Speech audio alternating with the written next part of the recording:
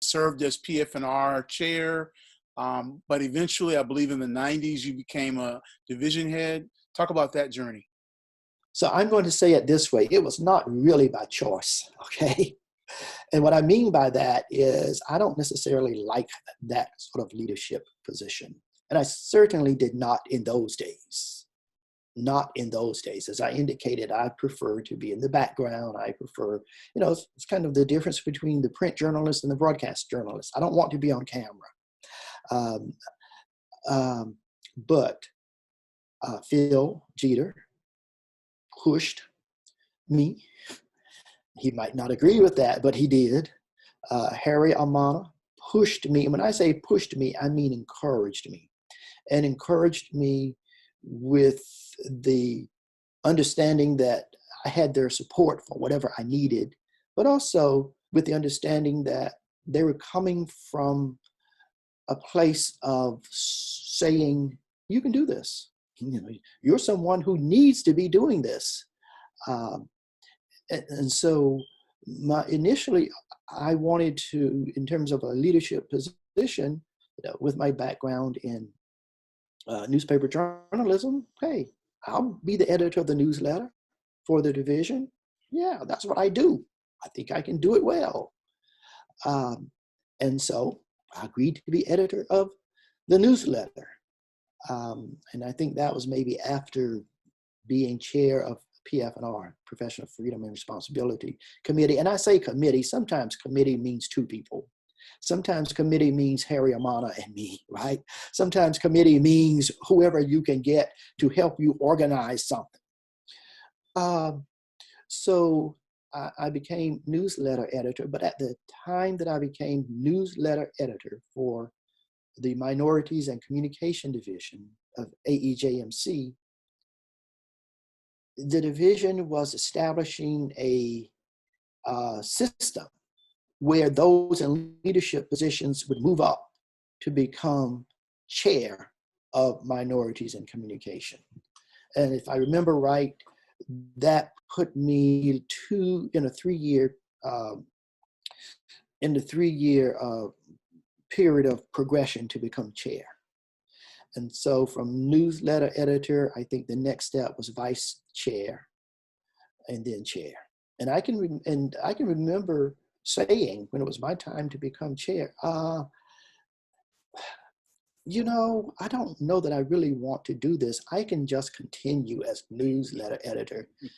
I succeeded, I think it was Jan Dates from Howard. And she said, no, you don't have a choice.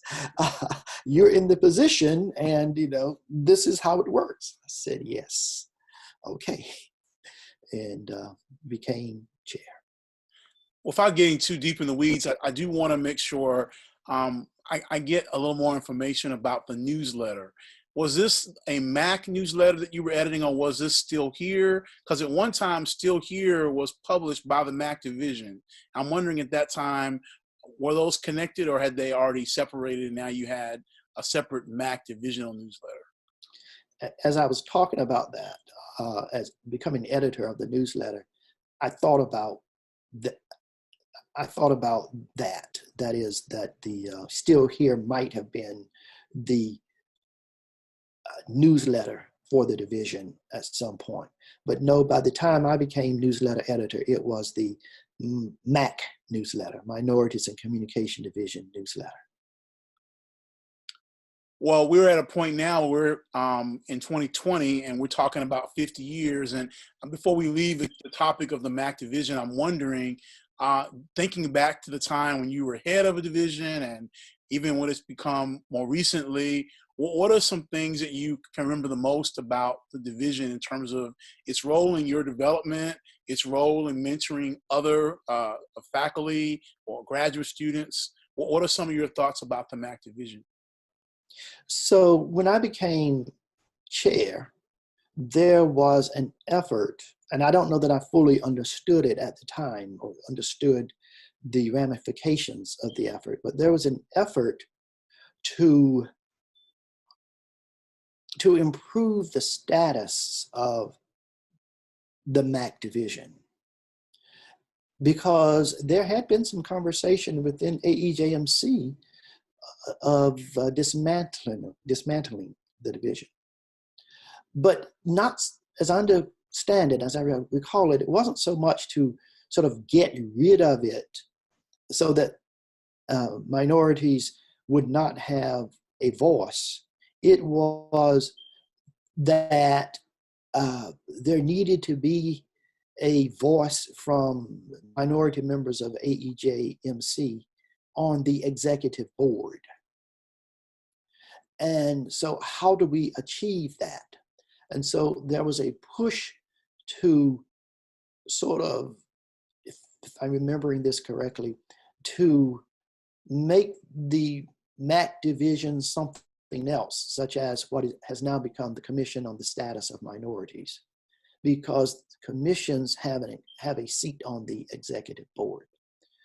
Well, as it turns out, we ended up both keeping the MAC division, and there was a lot of discussion about that, a lot of effort and energy behind maintaining the MAC division, but also we added the Commission on the Status of Minorities.